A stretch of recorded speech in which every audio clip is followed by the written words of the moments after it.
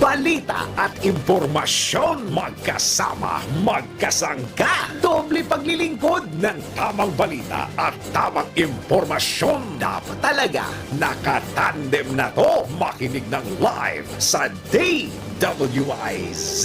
Naka-live din sa DWIZ Regional Integrated News. Panoorin ang live sa Aliw 23 at i-follow na sa social media DWIZ Facebook at YouTube.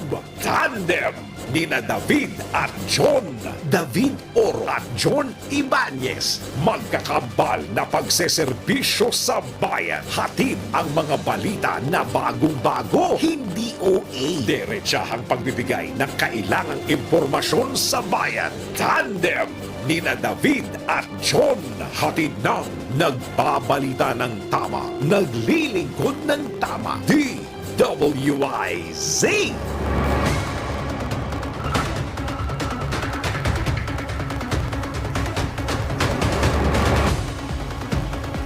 Isang magandang umaga Luzon, Visayas, Mindanao, Mega Manila at sa buong mundo. Kayo po ay nakatutok dito sa impilang may todong lakas. DWIC 882 at Aliw Channel 23 sa inyo po nag-iisang Tandem. Silipin na po natin ang ulo ng mga balita. Tandem.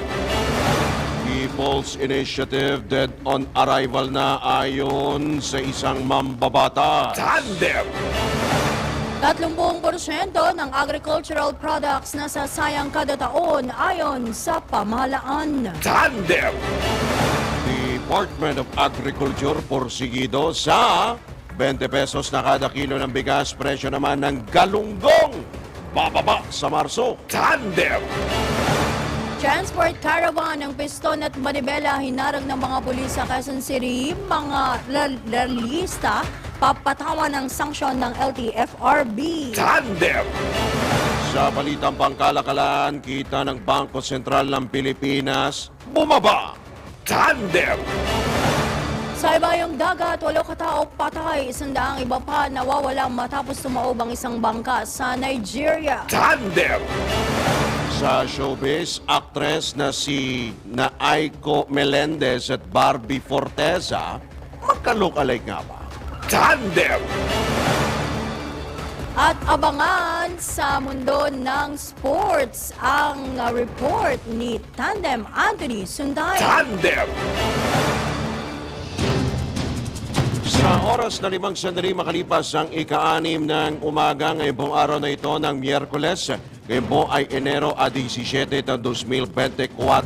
Sa ngalan ni na Tandem David Oro at John Ibanez, kami po yung makakasama, Drew Nasino. Ako naman po ang inyong lingkod, Judith Estrada Larino. Tandem. At sa detalye nga ng mga balita, dead on arrival na ang People's Initiative na layuning isulong ang pagpapalit o pag-amyenda sa Constitution o Charter Change.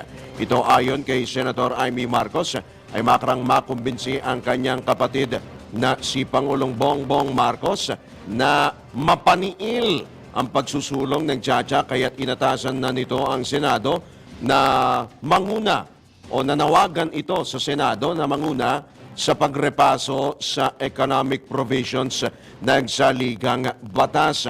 Gayunman, aminado si Senador Marcos na may ilan pa rin na ayaw tumigil sa pangangalap ng pirma.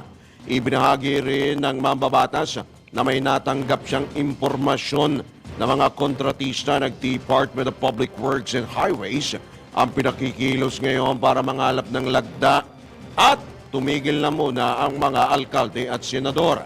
Samantala, ikinalugod naman ng presidential sister ang paghahain ng resolusyon ni Senate President Juan Miguel Zubiri na nagsusulong na amyendahan ang ilang economic provisions ng 1987 Constitution dahil mapipigilan naman nito ang patuloy na pagsusulong ng PI o People's Initiative. Gayunman, iginiit ni Super Ate na may peligro pa rin ito dahil bukod sa economic provision ay maaring tangkain o may magtangka na magsingit ng political provisions o baguhin ang political provisions sa pagsusulog ng Tsa-Tsa. Sa kabila nito, inihayag ni Senator Marcos na bilang pakikisama ay pag-aaralan pa rin niya ang isinusulong na economic chacha. Tandem! Sa kaugnay na balita, eto na ang sagot. Tuloy pa rin ang mga nagsusulong ng charter change sa pamamagitan ng PI o People's Initiative. Ito sa kabila ng pagigit ni Senator Amy Marcos na dead on arrival o wala ng kahantungan pa ang isinusulong na People's Initiative para maamyandahan ang 1987 Constitution. Ayon kay dating Ako Bicol Party List Representative Alfredo Garbin Jr., isa sa mga nagsusulong ng People's Initiative, hindi inaaksyonan ng Senado ang panukalang amyandahan ng economic provisions ng saligang batas noon pang 18th Congress. Muli ring iginiit ni Attorney Garbin na hindi sila nagbibigay ng pera sa mga lalagda sa People's Initiative upang amyandahan nga ang 1987 Constitution. Tandem! Itinanggi naman ni House Speaker Martin Romualdez na siya ang nasa likod ng PI o People's Initiative na layuning amyandahan ang ilang probisyon ng saligang batas. Nilinaw ni ACT-CIS Party List Representative Erwin Tulfo na bilang communications head ng Kamara ay wala siyang narinig na utos o instructions mula kay Speaker Romualdez na isulong ang PI.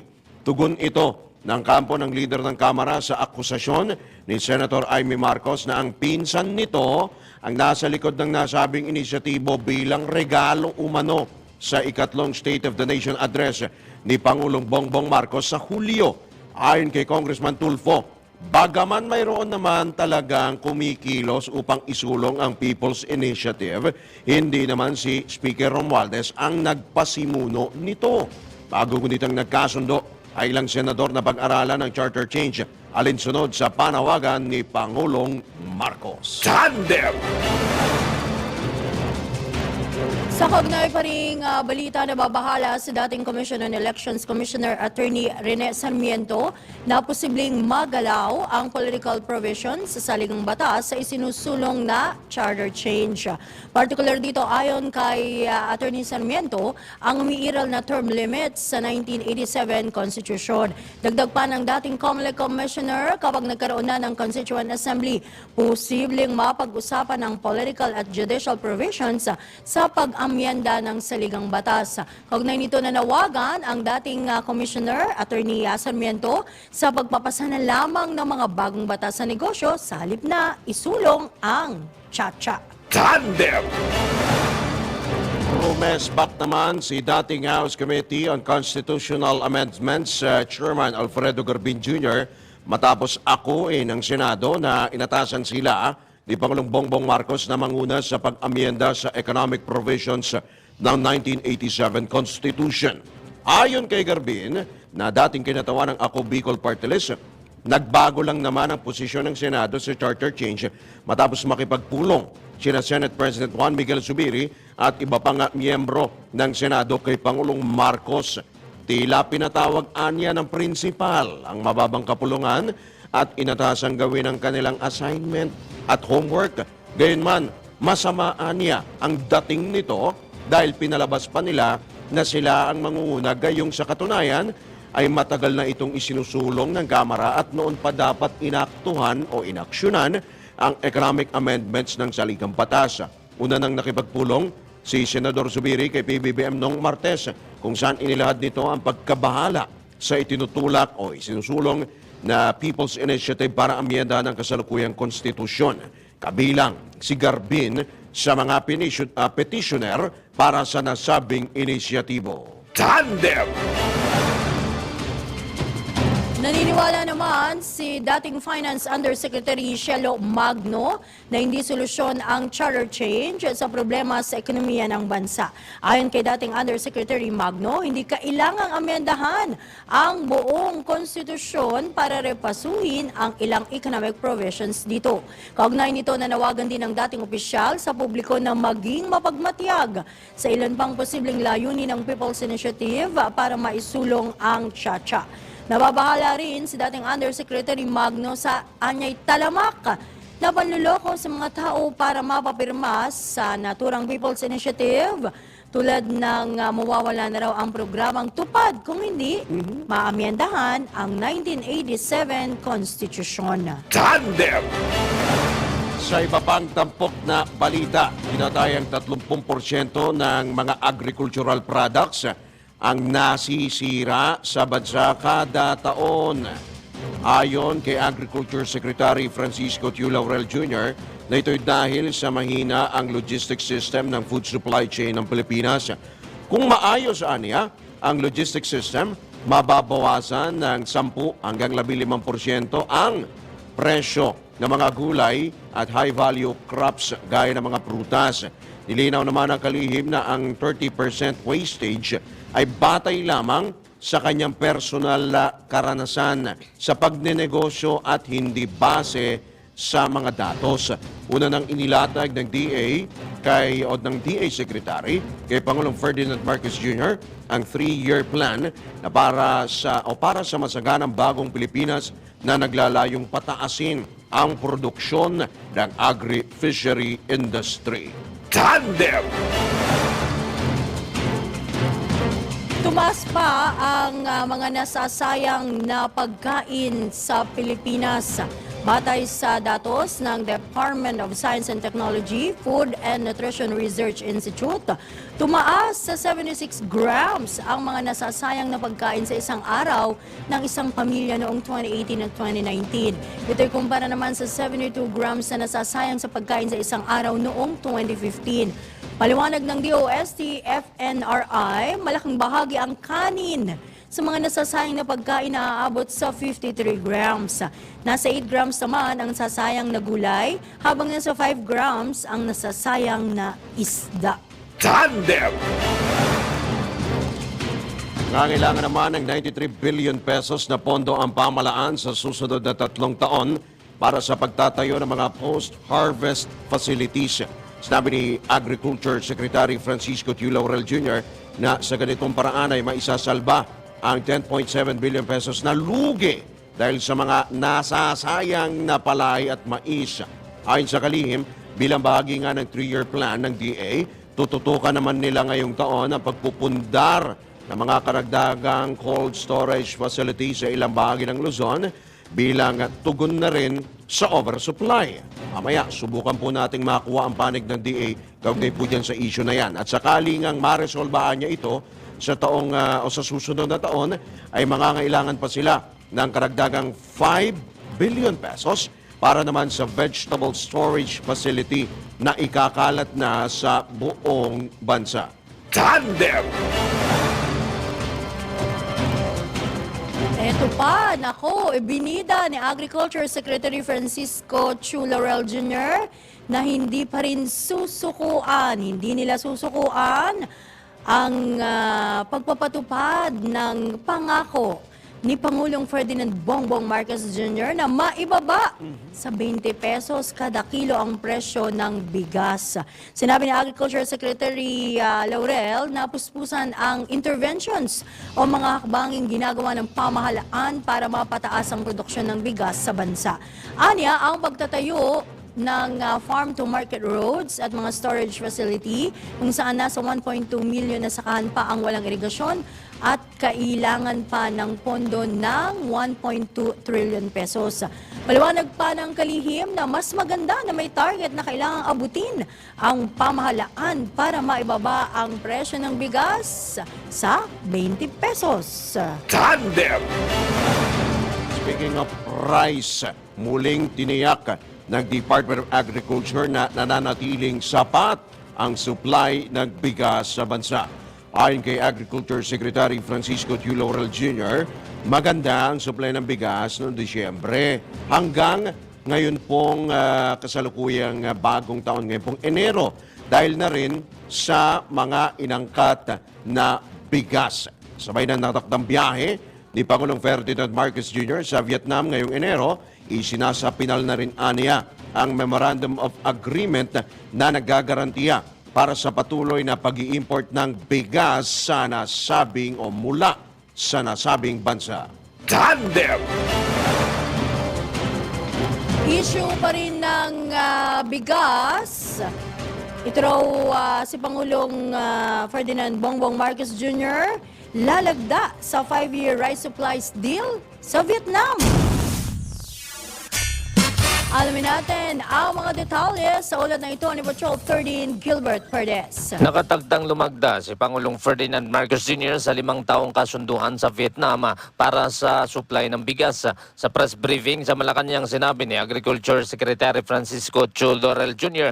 na inatasan sila ni PBBM na bumuo at isapinal ang Memorandum of Agreement o MOA upang mapirmahan na ito sa nakatagtang pagbiyahe ng Pangulo sa Vietnam sa katapusan ng buwan. Sinabi ni Laurel na halos tapos na nila ang draft ng MOA. Pinaliwanag naman ng kalihim na sa ilalim ng kasunduan na titiyakin ng Vietnam ang patuloy na pagsusupply ng bigas sa bansa kahit pa sa panahon ng kalamidad.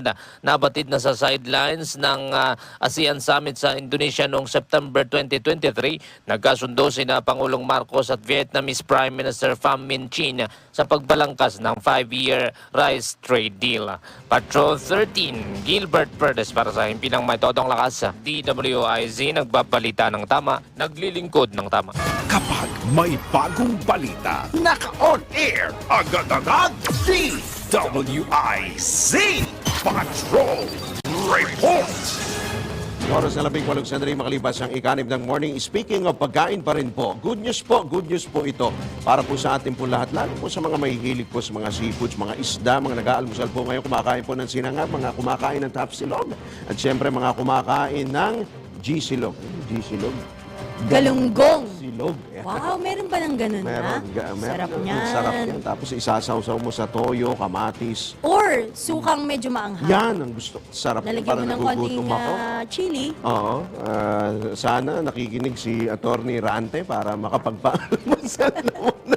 Good news ho ito dahil para ho sa mga mahihilig sa Gigi, asahan na ang pagbaba ng presyo po nito sa darating pa palang Marso. Di ba pwede ngayon? Oo nga, baka naman, mamaya Baka tanungin natin. paparami pa rin ng Tanungin ng, natin si mamaya, supply. si Azek de Mesa. Ito ayon sa Department of Agriculture ay bunsod ang inaasahan ng pagtaas ng supply ng Gigi simula Marso at tatagal ho yan hanggang Hunyo. Uy, 3 buwan. 3 buwan ho yan. Dapat mag-ipon-ipon na. Siguro dapat ipunin natin yung mga Gigi na yan. Di ba pwede rin yung... Sa cold storage. Yan, Oo. maganda yan. At ayon nga kay Agriculture Secretary Kiko Laurel, kung 200 pesos po ang per kilo ng galunggong ngayon, ay posible itong bumaba ng 130 hanggang 150 pesos o kada kilo sa fishing season. Kaugnay nito, tiniyak pa ng kalihim na magpapatuloy ang pagsusumikap ng kagawaran na paunlarin ang aquaculture industry ng Pilipinas upang magbigay ng karagdagang kabuhayan sa mga mangingisda. Alinsunod din sa direktiba ni Pangulong Bongbong Marcos, tiniyak ng ahensya na palalakasin pa nito seaweeds, palalakasin pa po ang seaweeds industry sa bansa. Kaya din ang pagbibigay ng mas malalaking bangka sa mga kooperatiba. Tandem!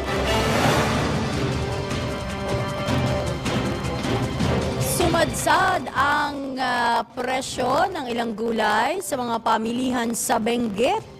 Sa Benguet Agri-Pinoy Trading Center naglalaro sa 13 pesos hanggang 15 pesos ang presyo ng kada kilo ng green repolyo, habang 16 pesos hanggang 30 pesos naman ang presyo ng kada kilo ng carrots. Aabot din sa 10 pesos hanggang 12 pesos ang kada kilo ng Chinese cabbage o wombok.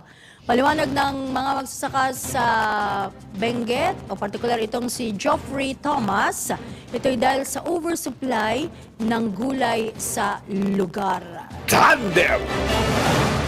Inagahan naman ng ilang vegetable farmers sa Benguet ang pag-aani ng kanilang mga pananim. Ito'y sa gitna ng tumitinding lamig sa lugar na nagiging sanhi ng pagkakaroon ng frost o andap sa ilang gulay. Sa Barangay Baway sa Atok, Benguet, may hujan, yan po'y nagyayelo hujan. Maagang nag-ani ang mga magsasaka ng repolyo upang hindi tuluyang masira o mapinsala ng andap ang nasa 15 toneladang pananim na gulay. Gayunman, hindi na naisalba ng ilang magsasaka ang tonelada nilang pananim na Chinese cabbage, kung tawagin po yan sa Mandarin ay wombok, sa iba naman po Hokkien, bok choy. Matapos hindi sila makapag-ani nito noong nakarang linggo dahil hinintay nilang magmahal ito, tumaas pa ang presyo para kumita pa sila kahit papaano. Oo naman. Tama naman, kaganon din sa sibuyas yan. Matapos kang sumadsad sa 3 pesos, kababa naman. Hanggang 4 pesos ang presyo ng kada kilo nito. Tandem! Buti yun, Tandem Drew, no? May halaga pa, kumbaga 3 to 4 pesos. 3 Pero yung iba, di ba, pesos. na itatapon? Ay, oo, tinambak dun sa mga Tinambak na estribo, sa, sa oo, gilid ng kalsada. Sa gilid ng kalsada. So, kawawa din yung ating mga Pero magsasaka. pagdating dito, iba yung ang mahal. No? Uy, tama-tama, mamaya kung makakausap natin si Wala akong magdadala ng Asek gulay. de Mesa. Baka pwede rin, di ba? Sayang eh, di ba? Ibaba na lang din dito. Masarap pa naman mag-chapsuy. Chapsuy, Diba? tama, Lalo ilaga. kapag kumpleto sa recados, Yun. chapsuy mo. O, eto naman ang sagot po ng DA. Itinanggi ng Department of Agriculture na posible o na sobra ang supply ng ilang gulay. Ito po ay sa gitna naman ng mga kumakalat na video ng mga gulay na itinatapon na lang at pagsadsad ng presyo nito sa ilang pamilihan dyan sa Benguet. Ayon po kay Assistant Secretary de Mesa, Arnel de Mesa, iniulat sa kanila ng mga Regional Field Office ng DA sa Cordillera na walang oversupply sa ilang gulay tulad nitong binabanggit natin kanina, no, na wombok o yung Chinese cabbage at repolyo. Matatandang limutan nga isang video sa Tinok, Ifugao na itinatapon kung saan ipinapakita ang pagtatapon ng mga repolyo matapos na hindi na raw mabili sa bagsakan ng gulay sa Benguet. Tandem! Bad news naman, bad news pa rin po sa mga magsasaka dahil naapektuhan na sinalakay ng mga peste ang ilang taniman ng sibuyas sa Ilocos Norte at Nueva Ecija. Yung mga sibuyas at iba pa hong gulay. Ayon sa Ilocos Norte Agriculture Office, dinapuan ho ng whiteflies yung mga pananim sa kanilang lugar. Partikular na, yung cauliflower. Dahil sa pabago-bagong panahon, nangangamba naman ang ilang magsasaka sa lalawigan dahil sa mabilis na pagkasira ng kanilang mga pananim. Pinayuhan naman ang mga magsasaka na gumamit ng mga insecticide upang maitaboy ang mga peste. Samantala, inatake naman ng army worm o harabas ang mga sibuyasan sa onion capital of the Philippines sa Bungabon, Nueva Ecija. Kaya nakaapekto na ito sa mga onion farmers sa lugar. Aabot sa 30 ektaryang taniman sa 7 barangay ang naapektuhan.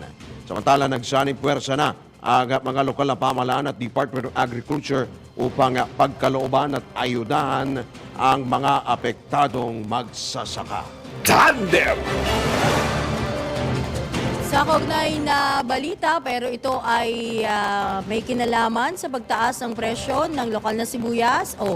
Wala raw inaasahang pagtaas ng presyo ng lokal na sibuyas matapos mapeste ang pananim ng mga magsasaka dyan sa Bungabon, Nueva Ecija. Ito naman po ang iginiit ni Agriculture Secretary Francisco Chu Laurel matapos dapuan ng army worms o harabas ang mga pananim ng sibuyas. Ayon sa kalihim, pag-aaralan na muna nila ang hakbangin upang matugunan ang problema ng mga magsasaka. Dagdag pa ni Secretary Laurel, posibleng sa susunod na 2 linggo ay makabuo na ng hakbang ang DA para masolusyonan ang mga nasayang na pananim na sibuyas. Ilan sa tinitingnang hakbang ng kalihim ay ang pamimigay ng binhi, pamatay peste at iba pang uri ng suporta. Una nang sinabi ni Bungabon na Nueva Ecija Mayor Ricardo Padilla na aabot sa 7 ektaryang naapektuhan ng mga nakatanim na puti at pulang sibuyas. Tandem! Aminado naman ang pamahalaan na walang maibibigay na tulong sa mga magsasakang nalugi dahil sa oversupply o overproduction ng mga agricultural products. Ipinaliwanag ni DA Secretary Francisco Chu Laurel Jr. na walang pondo ang gobyerno na inilaan para rito, lalo na sa mga usapin ng ayuda o cash assistance. Ito'y kasunod nga ng napaulat na pagkasayang at pagkabulok ng tonedadang mga gulay sa Benguet dahil umano sa oversupply. Gayunman, sinabi ni Laurel na sisikapin pa rin ang kagawaran na matulungan ang mga magsasaka sa mga susunod na anihan habang ibinida naman ng kalihim. Target din ng pamahalaan na makapagpatayo pa ng mas marami pang cold storage facilities sa iba't ibang lugar bilang tugon sa overproduction. Tandem! Samantala, patuloy na humihiling ang Philippine Baking Industry Group ng taas presyo sa Pinoy Tasty at Pinoy Pandesal. Sa tala ng Department of Trade and Industry, naglalaro sa 2 pesos hanggang 2 pesos and 50 centavos ang hiling na dagdag presyo ng Phil Baking sa Pinoy Pandesal at Pinoy Tasty. Paliwanag ni Trade and Industry Assistant Secretary Amanda Nograles, ito'y dahil sa pagmahal ng presyo ng raw materials tulad ng harina. Para kay panaderong Pilipino President Luisito Chavez, may basihan ng hirit na taas presyo ng mga bakery at dapat na raw ito anyang pagbigyan ng DTI. Sa oras na 32 sandali makalipas ang ika-6 po ng morning, dito pa rin po sa inyo nag-iisang tandem. Sa ngalan ni na Tandem David Oro at John Ibanez, kami pa rin po ang inyong mga tagapaghatid balita. Judith Estrada Larino. At Drew Nasino, ayan, kagaya po ng binabanggit natin kay Tandem David Oro, get well soon, Kuyang David. Get well soon, Tandem David. At hope to see you soon para makasama na po natin ang tandem sa kainan. Yan. Speaking of kainan pala, Pagkain, Ate Juday, mahalaga po ito para po sa mga nag-aalmusal po ngayong pong araw na ito. Unahin po muna natin yung paborito natin, ang kanin. Kanin, rice is life. Rice is life, tapos may galunggong, mga ulam-ulam, Uy, at gulay. gulay, syempre. Alright, nasa kabilang linya na po natin ang tagapagsalita po ng Department of Agriculture na si Assistant Secretary Arnel de Mesa. Magandang umaga po, ASEC. Welcome po muli sa DWIZ Aliw 23. Magandang umaga, Drew and Judith, sa lahat po na nakikinig at nanonood. Good morning po. Opo. Ase, good morning at salamat po sa pagkakataon ha. Opo, ASEC. At na-miss namin kayo Oo nga. Nakaraang episode eh. Araw. Oo. Pero ASEC, dito tayo sa, of course, issue po ng pagkain. Unahin po muna natin itong bigas. Ito po ay staple po natin mga Pilipino. Kamusta po ang supply ng bigas? Batid namin na meron pang parating o kumbaga dumating na yung mga in-import natin. Nakatakdang i-import. Nakatakdang i-import. Saan ba manggagaling yan? ASEC de Mesa? Yes, Drew and Judith, yung ating supply ay as announced din ng ating kalihim during the briefing kahapon sa Malacanang is very stable po at na-expect din natin, kagaya na nabanggit ko, by January meron pang mga imports na parating. Import. So paparating before the month ends, ASEC. Yes po, at normally karamihan ng imports natin ang galing ng Vietnam. About 90% ng total imports natin. Kagaya ng mga nakalipas sa taon, last year, umabot tayo ng 3.5 million metric tons at karamihan nito ay galing ng Vietnam. Pero pupunta nga pala ngayon si Pangulong Bongbong Marcos sa Vietnam. Mukhang may lalagdaan po na Memorandum of Agreement para po sa patuloy na Rice deal yun eh. rice deal yun eh. report Patuloy na kanina ni pag-i-import Gilbert. po mula Vietnam. Asak hindi ho ba magkakaroon po tayo ng problema doon sapagkat ang sinasabi po ng mga stakeholders, mga agriculture stakeholders, tumataas po yung presyo po sa international market. Hindi ho ba tayo dehado ron? Drew, sa ngayon kasi talagang yun ang isa sa mga major concern natin dahil tumataas talaga ang presyo sa international market. Sa panahon kasi ngayon ito, wala na tayong local production at ang dumarating especially lean season natin mid-January hanggang mid-February ay karamihan ay galing importation talaga. Importation. Pero So go. kung ASEC no, kung darating yung mga nakatakdang i-import nating bigas, sa tingin niyo wala namang shortage naman ano, magkano na yung pinakamababang Bababa. ibebenta po sa merkado? Mahirap i-predict ang price. Depende talaga yon sa presyo na nakukuha sa international market ng ating mga importers. Okay. So nasa mga importers din pala yung Sila magdidikta. sila ang makapagsasabi no kung magkano. Oo. Yes po. Opo, despite na meron tayong ito pa yung isa pa nating challenge, 'di ba, Asek? Itong epekto ng El Nino phenomenon, 'di ba? Yes, isang challenge pa rin sa atin ngayon yan, yung El Nino phenomenon, bagamat nakalatag na yung ating mga interventions para dito. At kahapon nga, binabanggit din ni Secretary Kiko Laurel, yung hindi pa rin sumusuko ang gobyerno na makamit nga yung mas murang bigas, mapababa pa ang 20 presyo. pesos 20 di ba? pesos Yung pa rin. pinaka-target pa rin, ASEC, no? Doon pa rin yung target natin, yung aspiration ni Pangulong BBM. Yes po, nananatili po yun na aspirations at nasa plano po yan ng Department of Agriculture kahit gaano po kahirap at medyo talaga pong maraming kami pong dadaanan ng mga activities para po marating yan ay mananatili po yan na programa at plano ng ating kagawaran. At eto, may mga nagtatanong dito, kapag pa tayo nag-import pa, kasi ang taas ho ngayon ng bigas ho, sa ilang mataas ang presyo. Yung pinakamababa ho na presyo ho, nabibili ho nila, nasa 50 pesos. Nabibili ho namin, 50 pesos. Oo. Okay, kapag dating ba ng mga imported na yan, kumbaga mga karagdagan supply, possible ba? Kumbaga, Medyo bumaba. medyo bumaba, mapahupa naman ho natin, Asek. Posible naman yun. Depende talaga sa presyuhan na makukuha presyuhan kung talaga. saan kukunin yung ating imported na bigas. Opo, naku, aabangan ho namin yan, Asek, ha.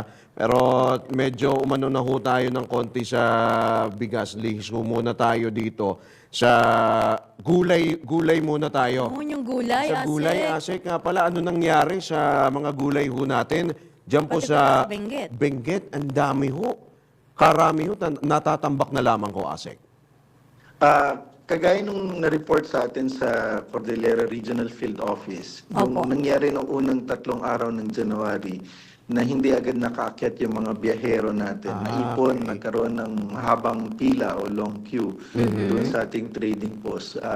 Pero ni-report din nila as of January 8 ay bumalik na uli sa normal yung trading pati yung presyo.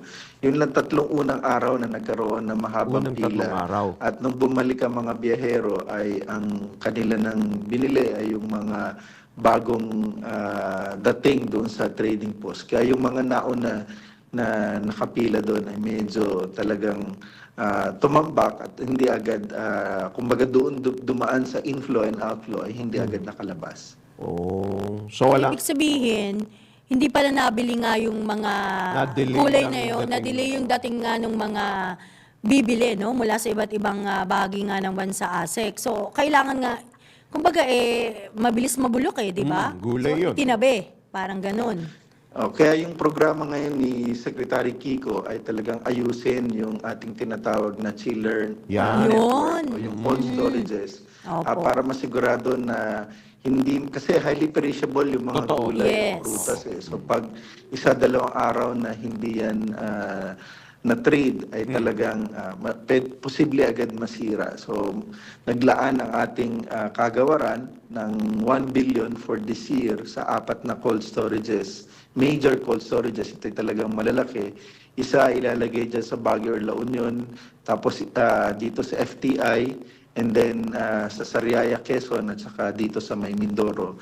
Particularly, ang focus nito ay gulay at saka mga prutas natin. Oh, hanggang kailan po ang target niya na ASEC? Target din matapos sa loob ng taon na to, sa 12 months, para masigurado natin na magamit agad. Oh, sa iba pang lugar, ASEC, meron pa ho, magdaragdag pa ho ba kayo ng mga sabi na, mga post-harvest facilities, mga cold storage facilities? Nakaprogram din yung mga post-harvest facilities lalo na sa rice and corn. Yung mga And then bilaran. sa vegetables natin sa Visayas and Mindanao. So, isa yan sa focus ngayon ng ating kagawaran kay Secretary. In-announce niya rin yan kahapon, lalo na doon sa rice and corn, about, ang kailangan dyan is about 93 billion o 90 billion na programming. 93 billion pesos. Yes po, para doon sa ating series ng mga post-harvest para mabawasan yung losses natin. Sa bigas na lang, Opo. meron tayong losses na about 10.7 billion doon sa mga natin nasisira sa post-harvest losses. So kung magkakaroon tayo ng investment na 93 billion. Sa loob Okay. ng siyang na taon ay mababawi agad natin. At sa mga susunod na taon ay kung hindi man totally ma-eliminate, ay malaki yung mababawas sa post-harvest losses.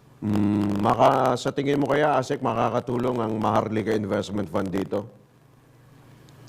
I cannot comment doon sa technicalities ng Maharlika Investment Fund, pero any investment sa agriculture ay talaga pong makakatulong. Yun. Oo, mahalagang-mahalaga po yan, ASEC, sapagkat meron nga po ditong balita na malaki na raw po pala ang nasasayang pala, no? Pati yung mga kababayan natin, marami nasasayang din tayo na pagkain. Di ba? So, mahalaga. Kanin lang eh, bigas, Sa kanin lang, may mga nasasayang, ASEC, di ba? So, talagang importante, kumbaga, ito pong ginagawa po ng Department of Agriculture at para din po maibsan yung bilang ng mga nagugutom, mabawasan po. At speaking of nagugutom, ngayon nagugutom na kami pag nakikita namin itong galunggong itong galunggong pala, sinasabi ho dito sa report po, of course, bababa raw po ang presyo ng galunggong ng Marso. Bakit hindi pa ho ngayon? Bakit sa Marso pa Bakit kaya, naman Marso ASEC? pa, ASEC de Mesa?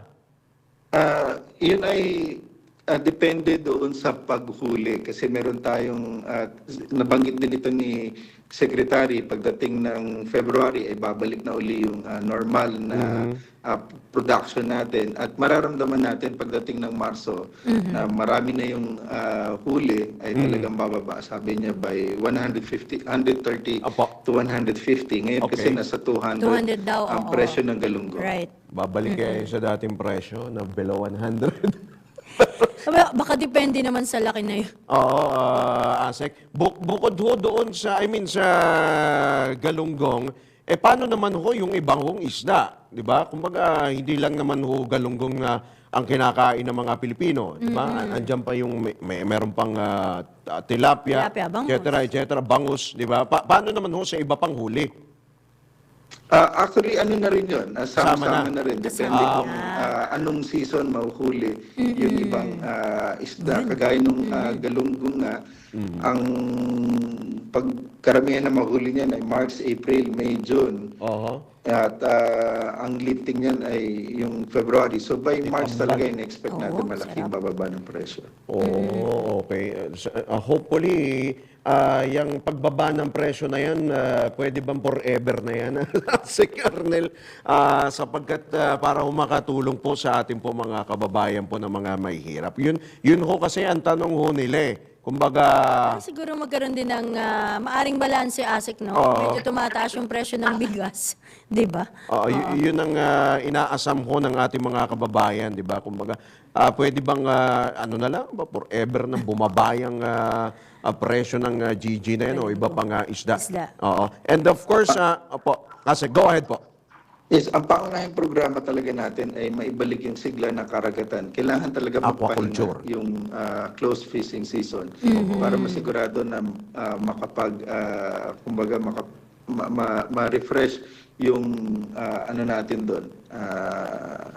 I forgot the technical term. Pero Opo. kailangan natin na maisaayos uli yung ating source ng ating karagatan. Opo. Aside from sa isda po, ASEC, of course, ang inaabangan po ng mga magsasaka, mga mamamalakaya ay yung ayuda po mula po sa Department of Agriculture.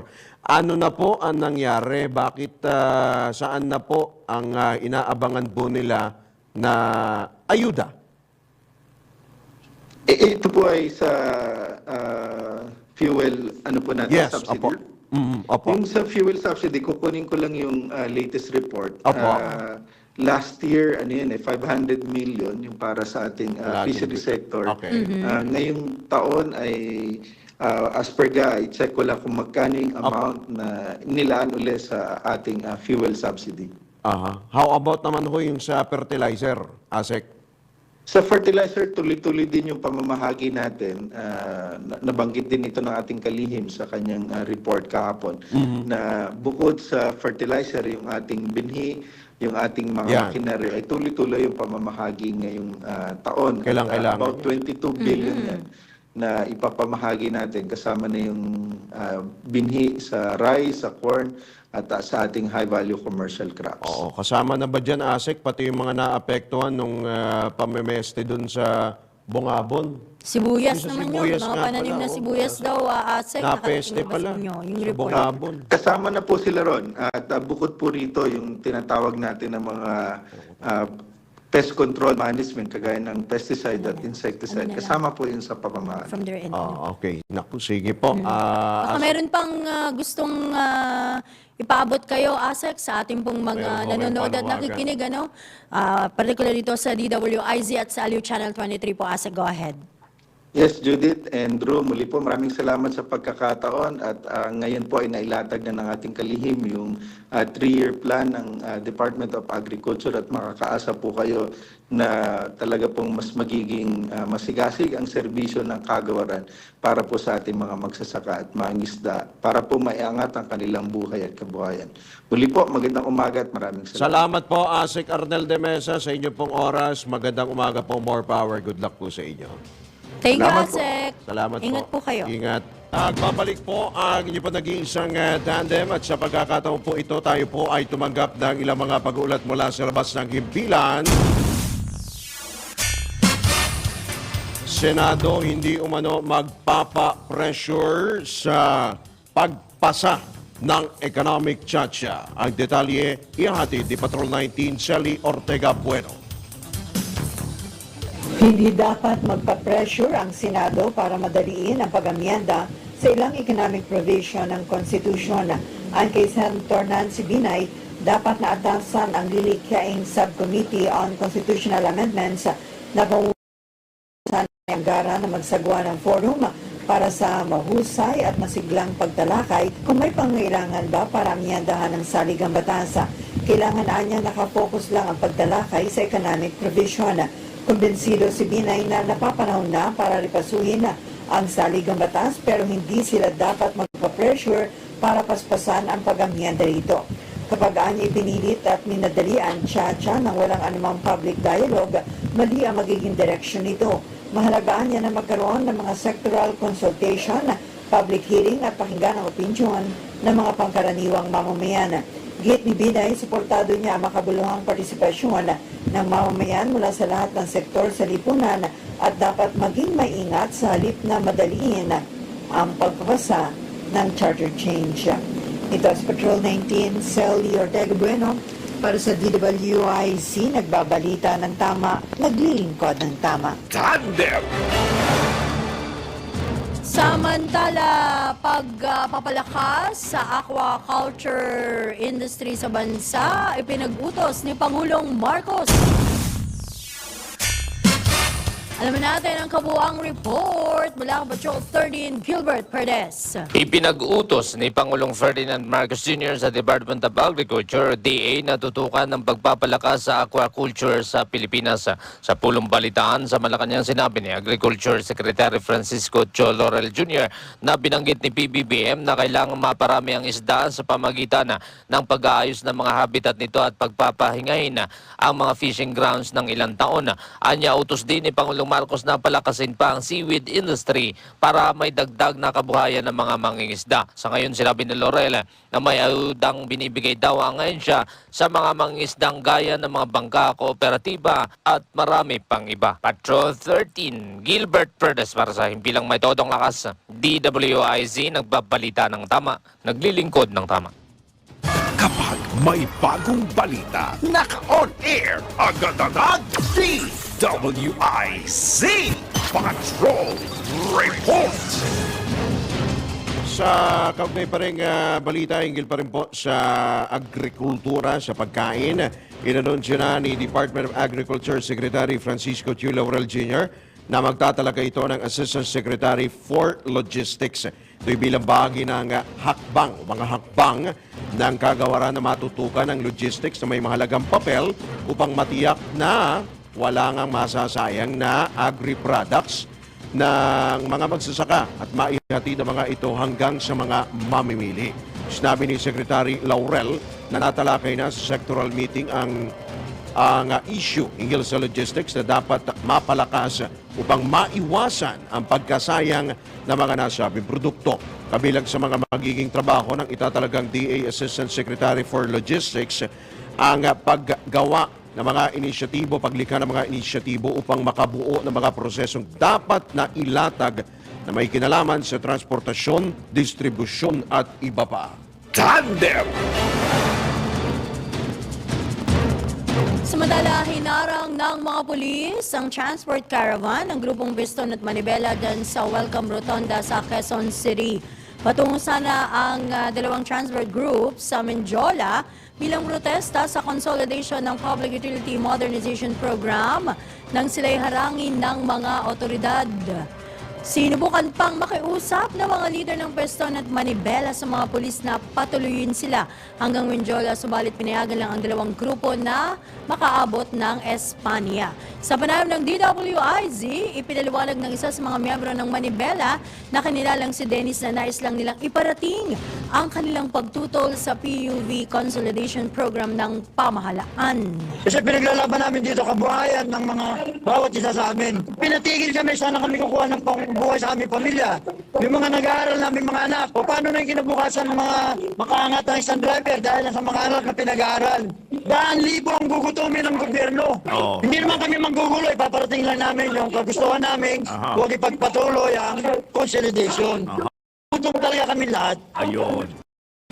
Yan po naman ang tinig ni Dennis, isa sa mga miyembro ng grupong Manibela sa panayam ng DWIZ. Tandem! Kaugnay niyan, itinanggi naman ng PNP na hinarangan nila ang mga tsuper sa Cavite at Bulacan naman na sasali sa transport caravan. Ayon kay PNP spokesperson Colonel Jean Fajardo, walang maipakitang kaukulang dokumento tulad ng special permit para makalabas sa kanilang mga ruta ang ilang tsuper. Nanghingan sila nito ng mga tauhan ng Land Transportation Office. Sinabi pa ni Colonel Fajardo na wala ring maipakitang ORCR ang ilan pa sa mga tsuper. Tandem! Sa kaugnay pa ring balita, pananagutin ng LTFRB, Land Transportation Franchising and Regulatory Board, ang mga nasa likod ng pangaharang sa mga pasahero sa sinagawang kilos protesta ng grupong Manibela kahapon. Ang pahayag po ay ginawa mismo ni LTFRB Chairman Joel Aguades III. Kasunod naman ang report ng pangaharang sa mga sasakyan, partikular ang mga papasok ng Metro Manila galing sa mga kalapit na lalawigan. Ayon kay Chairman Guadis, hindi ko konsintihin ng ahensya mga gantong gawain na makakaapekto ng kabuhayan o pag-aaral. Binigyan din pa ng opisyal na ang naturang hakbang ay labag sa layunin ng LTFRB na makapagbigay ng ligtas, maginhawa at maayos na paglalakbay ng mga pasahero. Kaugnay nito, hinimok ng ahensya ang mga nagpoprotesta na huwag namang hadlangan ang iba pang mga jeepney drivers na naghahanap buhay. Tandem! Muli po magbabalik ang tandem. Makalipas lamang po ang ilang paalala mula po sa ating mahal na himpilan. Oras po natin, kalahating minuto na lamang po bago sumapit ang ganap na alas 7. Tandem! This is the news and information station of Aliu Broadcasting Corporation. Nationwide, worldwide, and netwide. Broadcasting live from City State Center, Pasig City, Philippines. Ito ang DWIZ. Nagbabalita ng tama, naglilingkod ng tama sa lahat ng Pilipino.